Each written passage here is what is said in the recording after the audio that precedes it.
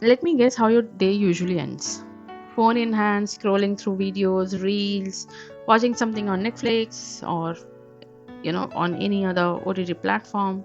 Lights half on, half off. Brain juggling in a dual conversation that, oh, I need to sleep, oh, I need to watch a video. And just like that, our day ends. You know, it just ends. There is no closure to it, there is no acknowledgement about it. And we just collapse into it. Most of us, we start our days with, of course, the alarm clock ringing and telling us, get up and start your day. We have a routine in place, we have our plans in place. But as our day passes by, we start switching to an autopilot mode. And there has been a study from the American Psychological Association which says that over 75% of adults they report racing thoughts in night, mostly unresolved emotions, which means that your body is actually lying down, but your mind it's still standing.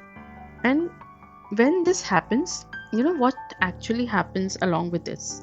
Your day may look like ending, but it's actually spilling.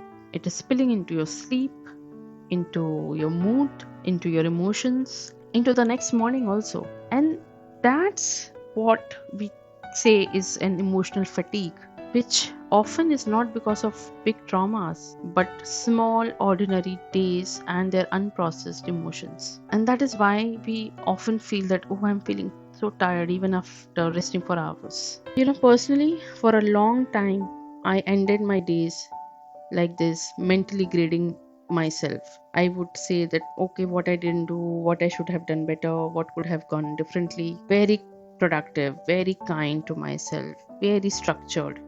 But then one of the days I realized that isn't it not like an autopilot thing? I am summarizing everything depending upon the productivity, but where is the room for experience? Even in Indian tradition, we use the term sandhya for evening, the moment, the time frame where there is, which is defined and seen as the meeting point between light and dark, the meeting point between a pause and a threshold. And as humans, we have slowly forgotten about those thresholds. And this is where I shifted my perspective that rather than measuring and sampling how much productive I was in a day, let me end the day in a reflection mode.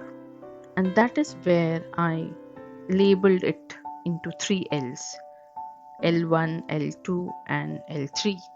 Where L1 is about looking back, asking what has actually happened today, good, bad, ugly, everything. And then no discussion on that, but just letting it get noted somewhere. For me, it's my diary. For you, it can be a pen and paper, it can be in your phone, in whichever mode you are comfortable. The second is listening inward. My second question to myself: what has stayed with me today? It can be anything, and trust me, there are times it has been an emoji which I got from someone, a comment, a line which somebody told me, or sometimes just sitting out, and sitting and looking outside the window, and you spot a small bird chirping, and then the silence that follows once the bird leaves. Even that has stayed with me. No discussion about the productivity, no amplifying there.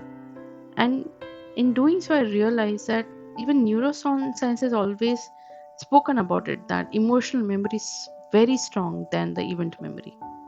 And when you do these exercises and this simple tasks for yourself, you're actually working on releasing your emotions. The last is letting go, and it's sometimes very easy, sometimes not so easy.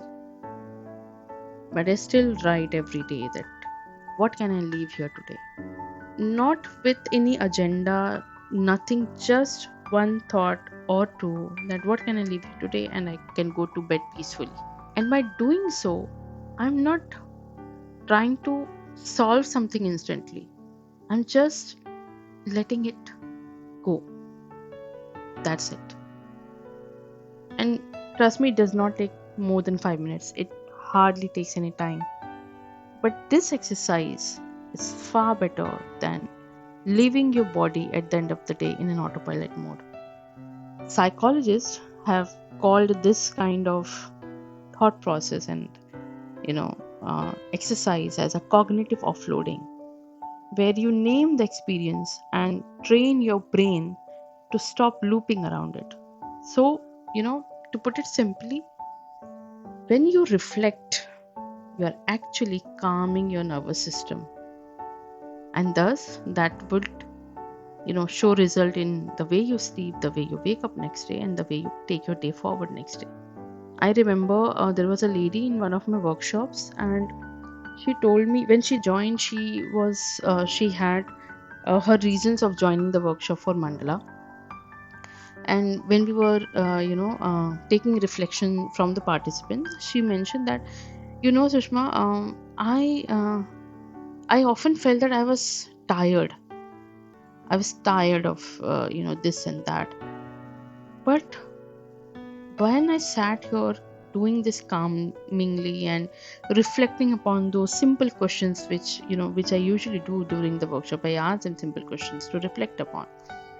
She said that, now I'm realizing it was not tiredness which I was feeling. It was basically I was feeling unfinished because I did not brought closure to the day or closure to the thought. And that, it was so motivating for everyone who was listening to her during that workshop. It's the closure which we need, nothing much. The reflection we need. So even if you might be feeling, oh, there are it looks like too much of work to do, just before sleeping, ask yourself this: what did today ask of me this day? And that question will develop that compassion which you need for yourself. And by doing this, you are not ending your day perfectly. You are actually acknowledging whatever happened that day and bringing it into a closure. So this reflection ritual is a way to show that inner lamp to ourselves, to mark the transition and not end anything. Okay, so before we end, let me ask you one question today. If your day was a person standing in front of you right now, what would it need to hear before you say goodbye to that person? Answer it. And if this episode has given you a better way to end your day, subscribe to the Creative Compass podcast on Spotify, YouTube, or wherever you listen. Next time, I'll share some moving stories with you. Stay tuned. Until then, end your day gently, a little warmer, a little compassionate toward yourself.